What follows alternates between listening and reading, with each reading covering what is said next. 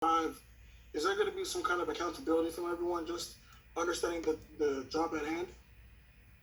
Yeah, no, that's something that kind of goes without saying, anyways. In these situations, um, you just look at everybody. Everybody kind of looks at each other and just it's understanding. And more than anything, it's understanding, knowing the task at hand, what we got to do, take it game by game, just like you have to throughout the whole series. But it's just one of those situations where, at the end of the day, uh, you literally just take it game by game. There's nothing else to do. You leave it all out there, get all you got, but just take it game to game. Christy Rican.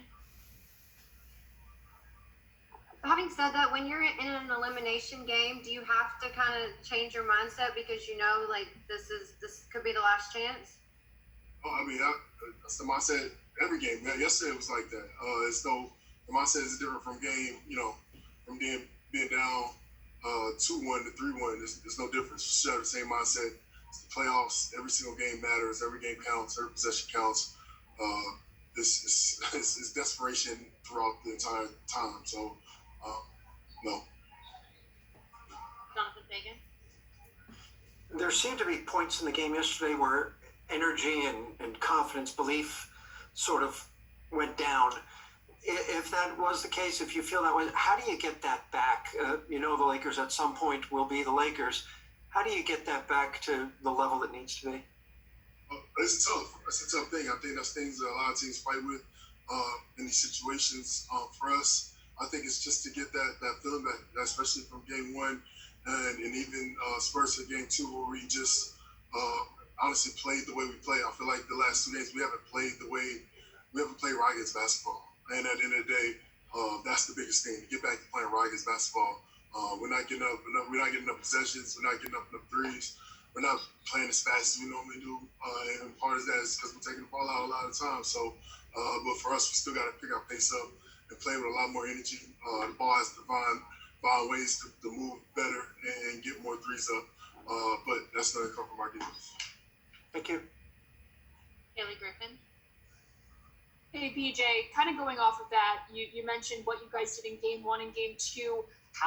When you're looking back at film now from a game like yesterday, how much do you take from that game, or do you almost try to forget it, move on, and go back to what you did in game one? Yeah, I'm not even going to look at that game last night. That was one of those games that you could flush. That wasn't us. That's not how we play. I mean, in that fourth quarter, we had a little spurt, a little energy, and that was just, honestly, it was just energy and effort. And at the end of the day, there's no need to watch film or anything else when that's what you're missing. It's that effort, that not just the know-how, but the actual go do. Everybody going out there and doing what they can, playing hard, playing with energy, and playing together. And if we do that, I think we'll get the result we want. So we just got to be able to do that for 4 quarters.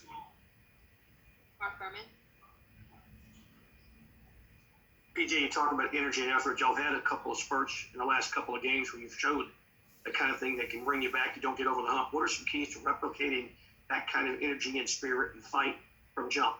It's being focused. At the end of the day, we got to be focused. We come out the game, we're slow, we're lethargic, we're not, fast, we're not hitting, we're not attacking as we normally do, in which that's why they're playing the defense that they're doing, they're doubling and trying to slow us up. But we got to be able to counteract that and be able to still attack even when they get us in those positions. I think now, given the situation, we have to come out like that. We can't wait till fourth quarter, third quarter to be able to try to hit. We got to hit from the beginning and continuously just keep attacking them throughout the game. If not, we'll continue to have the same results. Greg Bailey. PJ, you've always told us that what matters is what you guys do. Do you still feel that way, given some of the things? Yeah, I can see you given some of the things the Lakers. More so now, even more so now. It's all about us. We beat ourselves. We know it from watching film from game 3 and 4 2 and 3, and then not even having to watch yesterday. Just knowing all our stuff is self-inflicted. We do it to ourselves. Not being accountable on defense, being there. A lot of our rotations and very small things, boxing out 50-50 balls, that kind of stuff. That's the stuff that's going to win us the games. And that's the stuff that's won us games in the past. And that's what we're going to have to get back to doing to be able to win. Cassidy Hubbard. PJ, without needing to get into the situation, how much was Daniel House missed yesterday on both ends? I think House is missed no matter what. House brings a unique set of skills that he can attack the rim. He's versatile and be able to guard a few different positions, but he brings that energy that our team needs right now. Being able to run the floor, being able to be strong enough to be able to bang with some of the bigger guys, and spacing the floor, being able to make shots. So he's a part of our team. He plays 30 minutes a game on our team. So when you miss somebody that when you lose somebody that's missing that much of game time for your team, it's tough, and we're having to make up for it. But so we'll have to adjust and try to figure out. Just to follow up, Tracy, and on that energy, specifically on the defensive end, you're such a vocal leader out there. How do you feel like your voice was being heard yesterday in that game?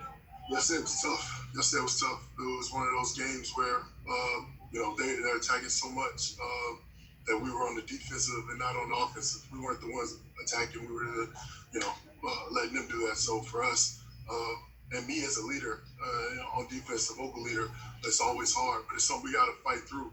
We have lapses throughout the game where they were scoring multiple times and won threes, and being able to counteract that by trying to score and get stops after scoring, they would still score, and that voice gets a little quieter as time goes on, and that's just natural human nature. It's just how it goes. So we just have to keep fighting. That's all. Just keep fighting.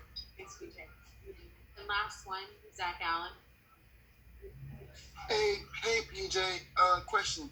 So y'all went on a 17-2 run the other night in the fourth quarter. What can you take from that run in that fourth quarter to game 5? If you watch that run, it was just guys playing hard. Energy and effort. Guys went out there and were fighting and playing hard, playing together defensively. And when I say that, I mean more defensively. Being on the same accord, guys being aggressive. And that's the thing, being able to be aggressive on defense. I think we started the game out a lot of times thinking that we could be aggressive and guys get in foul trouble, not trying to foul. It's a tough thing. And then in the game, really not caring and just doing whatever you can to try to get back in the game. And that desperation, you find a lot of a lot deep down in your soul. So I think that's all it is. It's a lot of energy and effort. Thank you, PJ.